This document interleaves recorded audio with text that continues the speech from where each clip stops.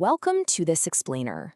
Today, we're diving into one of the absolute most profound and honestly devastating paradoxes of modern history. We are looking at the Korean Peninsula.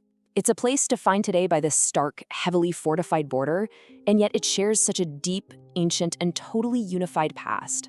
So, here is the core question we really want to anchor ourselves to today.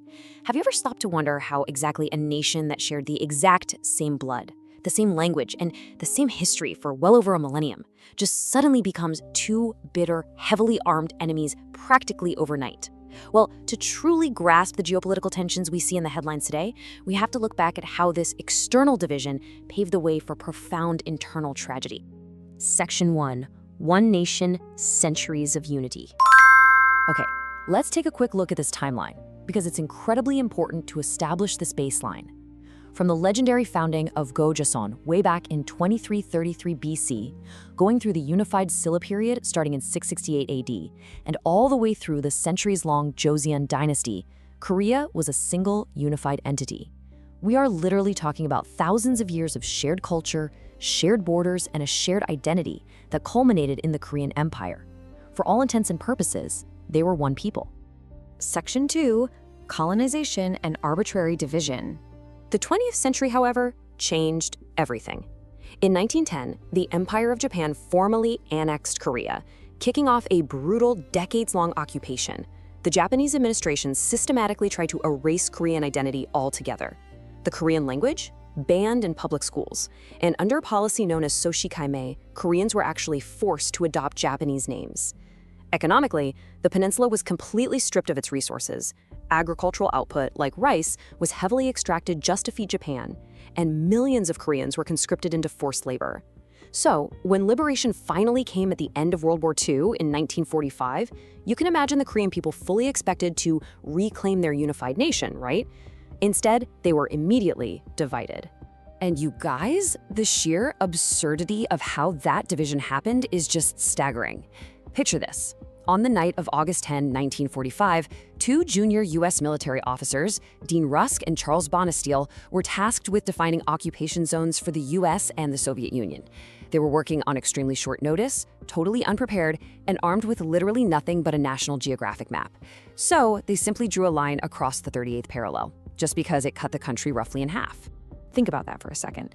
Not a single Korean expert, or far more importantly, not a single Korean citizen was consulted in this entire process.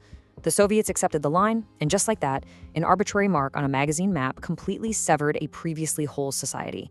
It placed millions of people on opposite sides of a geopolitical chessboard without their say. Section 3. The War That Never Ended.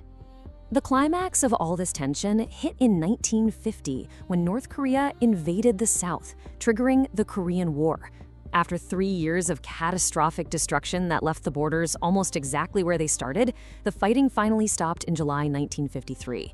But what was signed at Panmunjom was an armistice, and we have to be clear on what that means. By definition, under international law, an armistice is just a military ceasefire. Sure, it suspends open hostilities, but it does not legally end a state of war.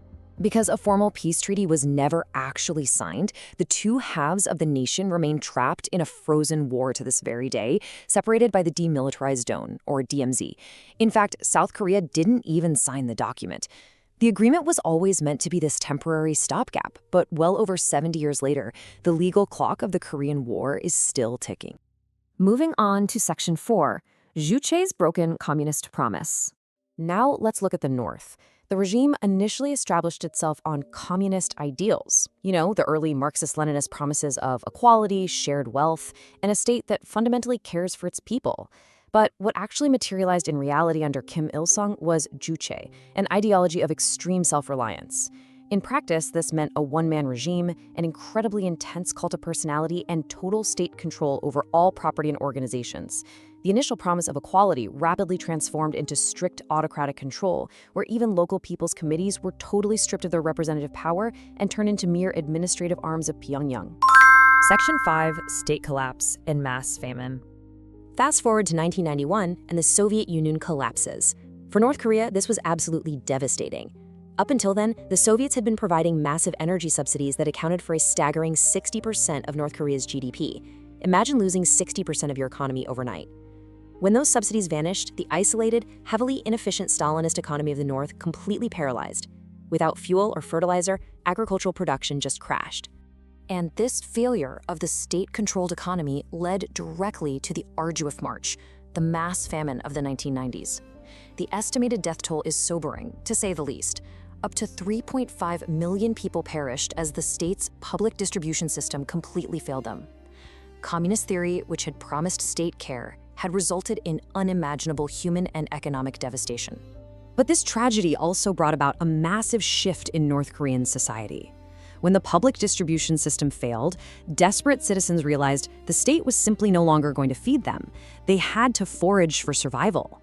This led to illegal grassroots bartering, which ultimately birthed the Jangmadang, these informal black markets. It's a profound irony. The complete failure of the socialist state forced the people to invent their own capitalist survival mechanisms from the bottom up. Section 6. Survival through de facto capitalism. So today, we see a really stark contrast. The remnants of state-controlled socialism have just left behind failed rations and stagnant industry, but in its place, a de facto capitalism has taken root. The Jangmadang markets grew from simple barter exchanges into these vital hubs for goods and services. And by creating independent paths to wealth completely outside the state's purview, the people have slowly but surely weakened the regime's absolute social control. But of course, this informal market system brings its own immense pressures, especially right now. To put this into perspective, look at these numbers from the Korea Economic Institute of America. In mid-2024, the North Korean won sat at 8,000 to the US dollar. By late 2025, it had plummeted to 36,000. That is massive, crippling hyperinflation. And the price of rice, which is basically the bellwether for the whole economy, spiked from 5,000 to 19,000 won per kilogram. The currency is collapsing, and Kim Jong-un is currently facing an unspoken, massive domestic financial conundrum. And here's the wild part. In response to this crisis, the state is essentially being forced to adapt to the very capitalism it preaches against. In 2025, reporting shows the regime actually initiating pilot programs on farms, replacing traditional in-kind state rations with actual cash wages. By putting money directly into the hands of workers, the state is implicitly legitimizing private capital accumulation and further decentralizing the economy. It is yet another nail in the coffin of traditional North Korean socialism. Which brings us to our final thought for this explainer. From a unified ancient nation, arbitrarily divided by external forces, to a frozen war and a state-run economy that collapsed into devastating famine, the people of North Korea were literally forced to embrace market realities simply to stay alive. So we have to ask ourselves, can a regime maintain absolute socialist control when its people have already learned to survive through capitalism? It's a profound question, and the answer will absolutely define the future of the Korean Peninsula. Thank you so much for joining me on this explainer, and as always, keep questioning the world around you.